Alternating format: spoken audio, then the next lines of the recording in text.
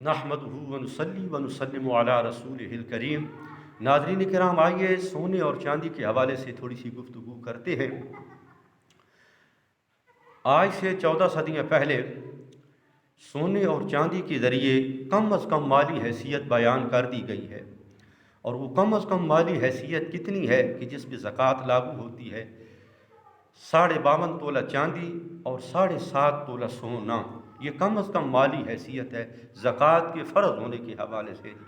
لیکن ناظرین ایک بات یاد رکھیں کہ آج سے 14 صدیاں پہلے 52.5 تولہ چاندی اور 7.5 تولہ سونا یہ برابر تھے، یعنی کہ 52.5 تولہ چاندی کی جو ویلیو تھی نا وہ 7.5 تولہ سونا کے برابر تھی۔ لیکن اس دور کے اندر جو سونا ہے نا وہ ہائی لیول پہ ہے۔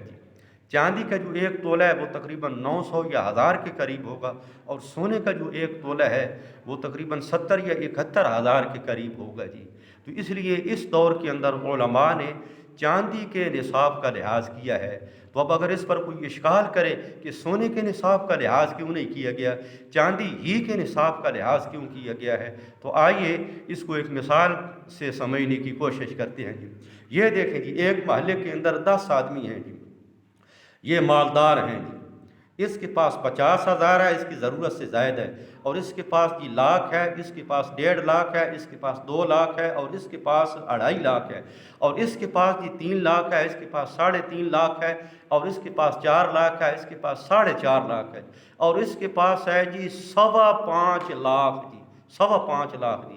تو اب یہ جو 10 آدمی ہیں نا، 10 آدمی یہ سارے کے سارے مالدار ہیں، لیکن اگر ہم سونے کے نصاب کا لحاظ کریں نا تو ان 10 آدمیوں میں سے صرف ایک آدمی پر زکوٰۃ فرض ہوگی اگر سونے کے نصاب کا لحاظ کیا جائے، اور اگر چاندی کے نصاب کا لحاظ کریں گے تو پھر یہ سارے کے سارے زکوٰۃ دیں گے۔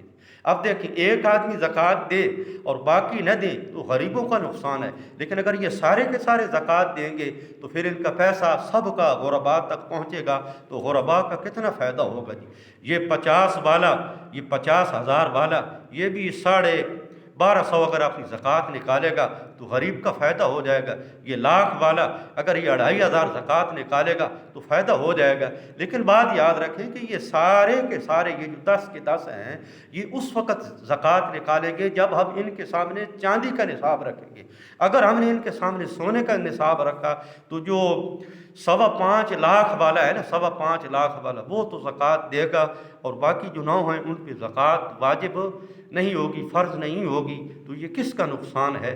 یہ غرباء اور فقراء کا نقصان ہے۔ تو اس لیے اس دور کے اندر علماء نے چاندی کے نصاب کا لحاظ کیا ہے تاکہ غرباء کا زیادہ سے زیادہ فائدہ ہو۔